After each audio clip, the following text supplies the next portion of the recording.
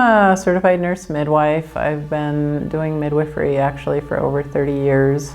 I had a young woman who came in to me for a visit, and she needed, something for contraception, and we finally decided on an IUD. When I prescribe IUDs or put them in for women who have never had a baby before, I prescribe a medication called misoprostol, which is a cervical softener, and it makes it much easier to get the IUD in. Misoprostol also can be used for abortion. It can be used for missed abortion if someone, still has the products of conception inside their uterus. So it has many uses. I prescribed this medication for her, and a couple days later, I got a message from my triage nurse. She said the pharmacist called and he wanted a diagnosis code.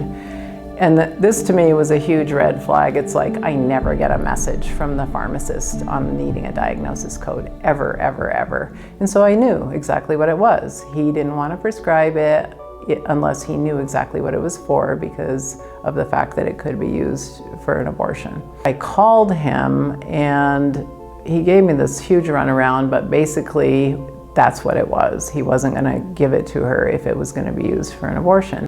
I thought really hard about whether to actually tell him what it was going to be used for or not, because it was none of his business. That's between me and my patient. The only reason I did was because this was a teenager and I wanted her to get the care that she needed. But it's like humiliating to me as a provider who's been doing this for over 30 years.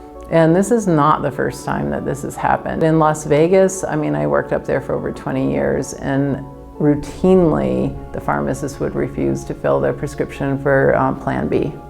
I shouldn't have to explain myself to a pharmacist. I'm doing my job. I'm qualified to do my job. I have a DEA license. I know what I'm prescribing, and I prescribe appropriately.